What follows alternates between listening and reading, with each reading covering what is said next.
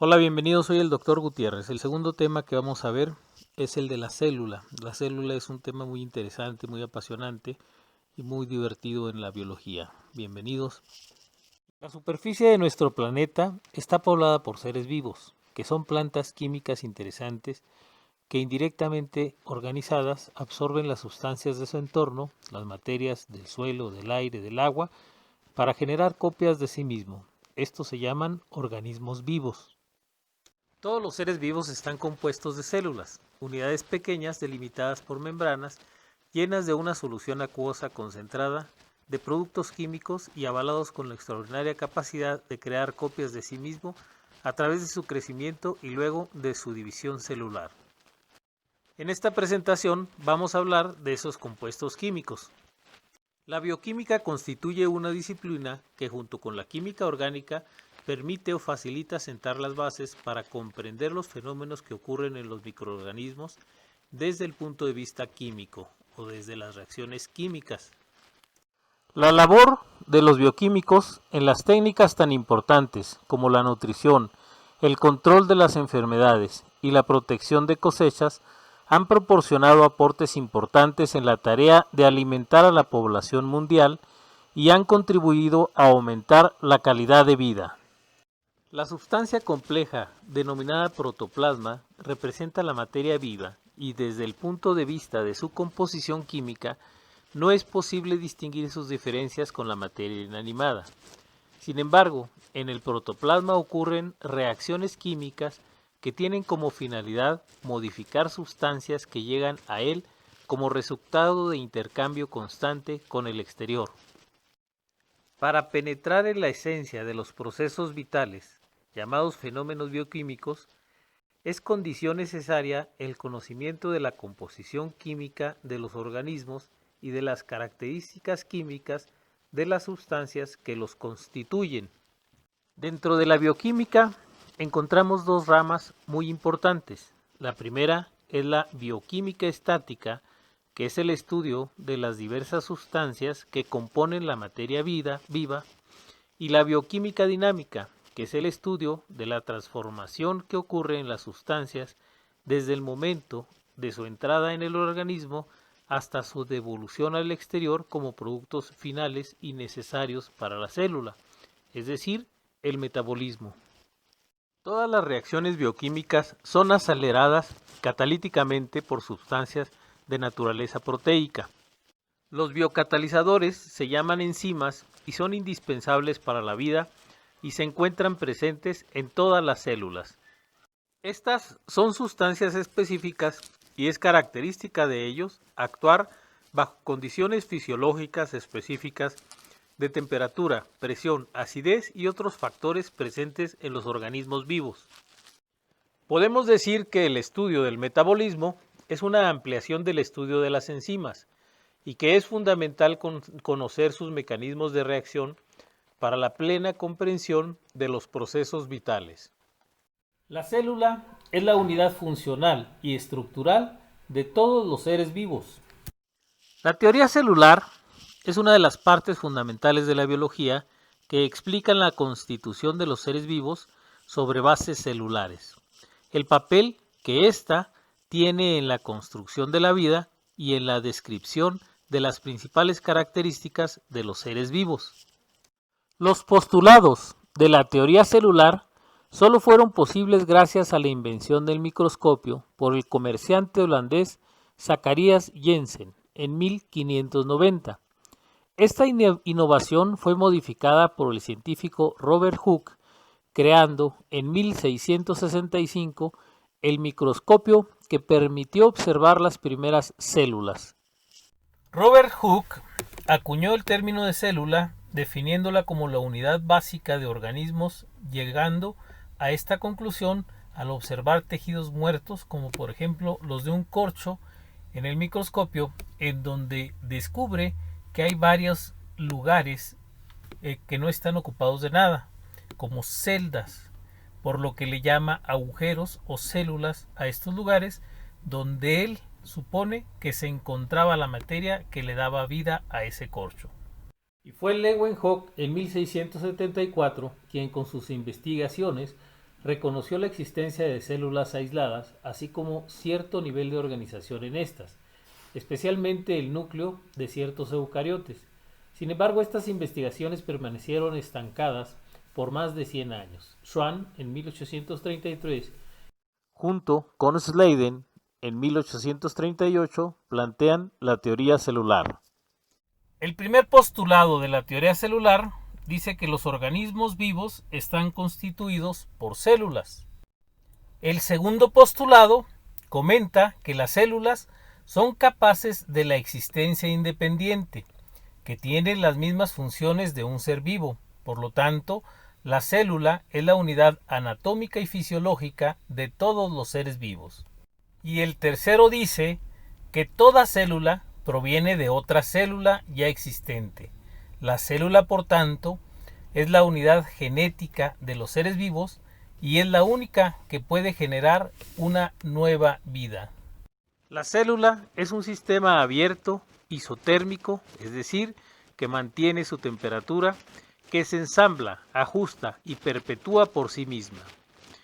El sistema está constituido por reacciones orgánicas consecutivas ligadas, promovidas por catalizadores producidos por la misma célula. La célula representa la forma más avanzada del desarrollo de la materia en el universo. Si hacemos un análisis de la composición química de las células, podemos ver que la integran tanto componentes orgánicos como inorgánicos. El agua representa la sustancia más abundante de las células, que va del 75 al 85%, y de esta aproximadamente el 95%, es decir, casi el 70%, se encuentra en forma libre. El resto se encuentra en forma combinada.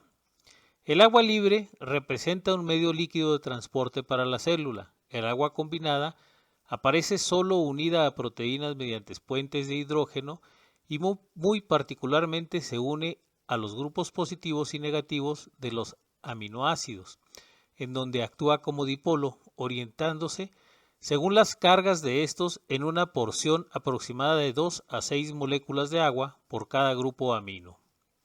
La distribución del agua en los organismos vivos varía con la edad, la naturaleza de la célula, la actividad metabólica, así como algunas enfermedades. Dentro de las características principales y las funciones principales del agua podemos encontrar su calor específico, calores latentes de vaporización y de fusión, los cuales ayudan a mantener la temperatura dentro de la célula. Su concentración dieléctrica, el poder disolver algunas sustancias. También podemos decir que el agua es el componente estructural de mayor importancia y representa entre el 30 y 40% de las membranas, el 60% de las mitocondrias y cloroplastos y así un gran porcentaje en los demás organelos. Interviene manteniendo o ayudando a mantener la estructura y la forma de la célula. Representa un medio de transporte para el contenido protoplasmático. Participa activamente en reacciones metabólicas, por ejemplo, en las reacciones de hidrólisis provoca el desdoblamiento de componentes complejos en otros más sencillos. En la fotosíntesis aporta los electrones necesarios para que se realice el proceso y en la cadena respiratoria también cede electrones para que se produzca la reducción de oxígeno. La presencia y cantidad de iones minerales es muy variable en los diferentes tipos de células. Por ejemplo, el fierro, el cobre, el magnesio y el zinc se encuentran en pequeñas cantidades, conocidos como microelementos, mientras que otros, como el cloro, sodio, potasio, magnesio, son necesarios en una mayor proporción y se les conoce como macroelementos, iones minerales que en los diferentes tipos de células tienen una importancia relativa. El magnesio, por ejemplo, tiene gran importancia en las células de los vegetales en la fotosíntesis. Sin embargo, en las células animales no es tan importante, aunque tiene una función destacada en la activación enzimática.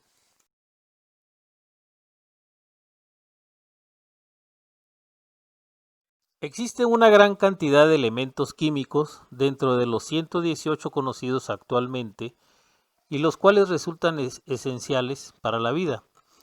Tanto es así que existe un grupo de elementos denominados CHONS-SP. Se nombran así básicamente como una mnemotécnica para recordarlos, y se trata del carbón, el hidrógeno, el oxígeno, el nitrógeno, el fósforo y el azufre. Y estos elementos van a constituir el 80% de todos los compuestos de la mayoría de los seres vivos, de los cuales, como ya hemos dicho, la mayoría va a recaer en el hidrógeno y en el oxígeno, que unidos forman el agua.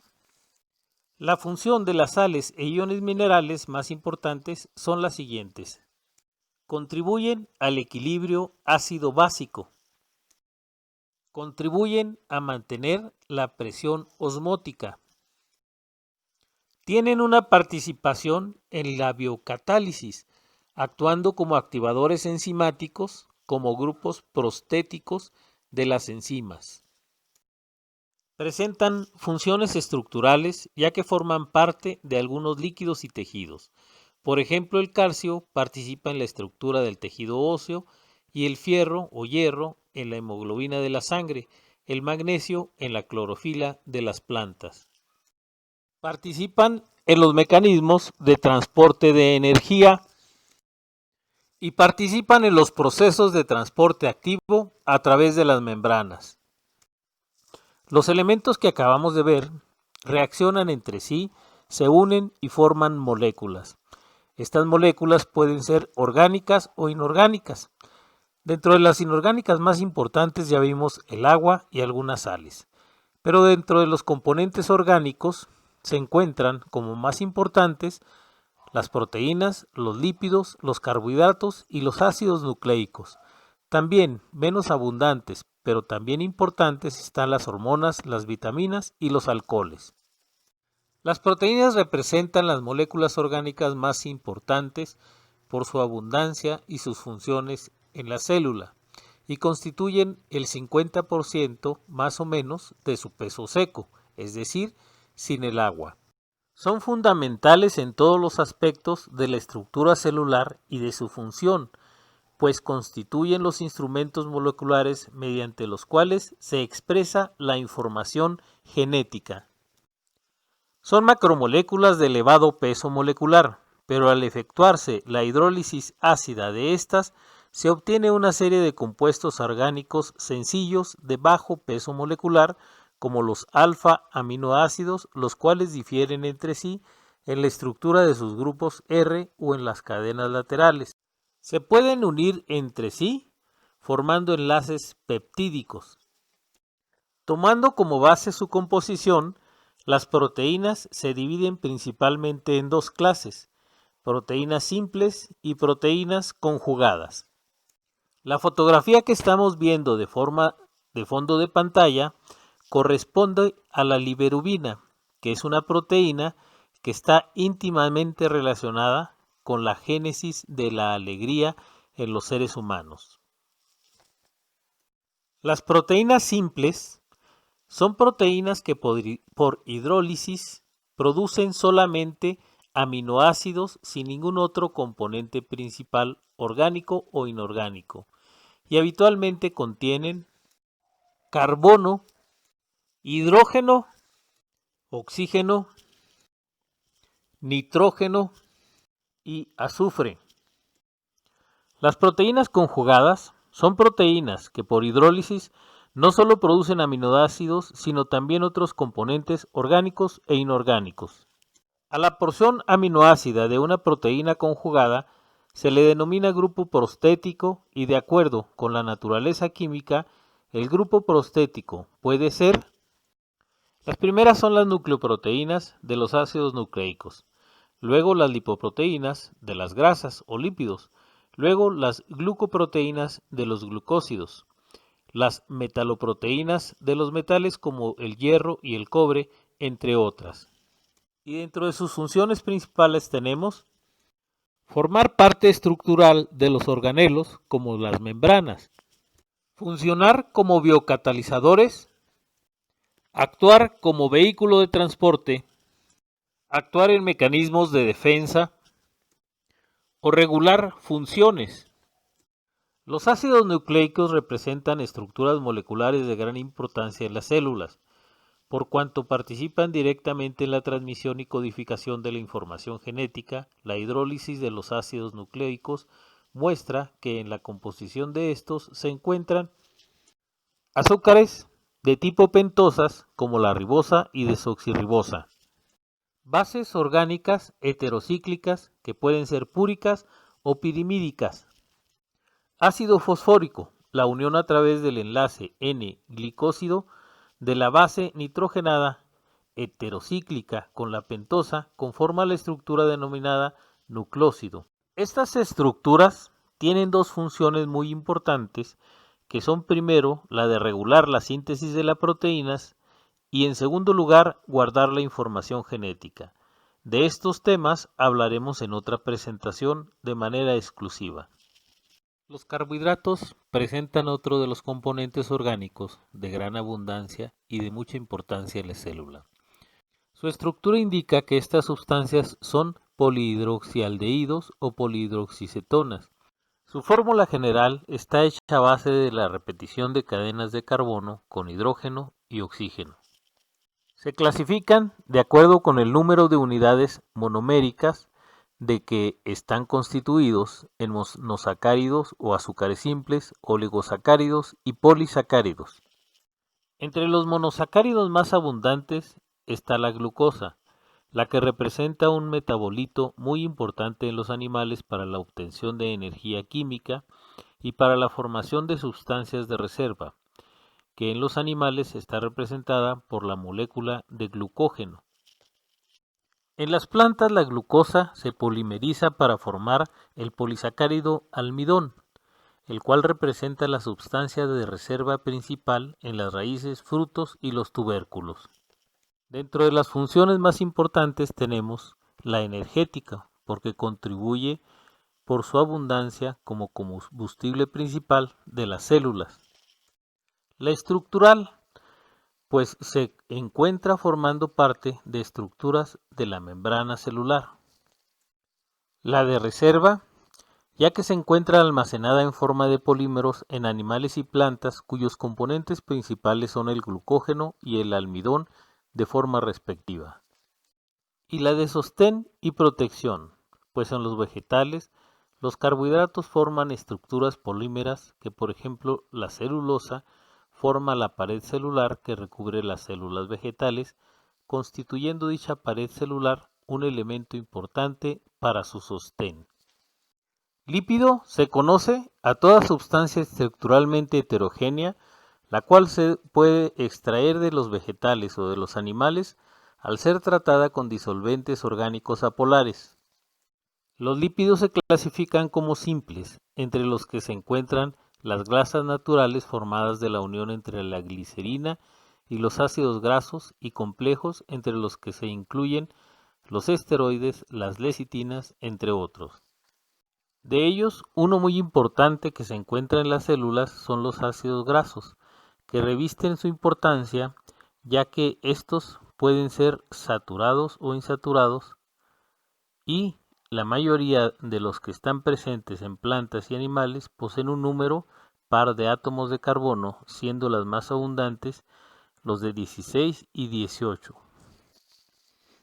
Y estos constituyen las estructuras ciliares de la mayoría de los lípidos en los seres vivos. Entre sus funciones más importantes están las de constituir componentes estructurales de las membranas, pues conjuntamente con las proteínas forman la llamada membrana lipoproteica. Son material energético celular porque estas sustancias presentan un gran contenido energético por su estado reducido. Constituyen sustancias de reserva. Los lípidos se almacenan en tejidos y semillas, por ejemplo, en el tejido adiposo y las grasas vegetales.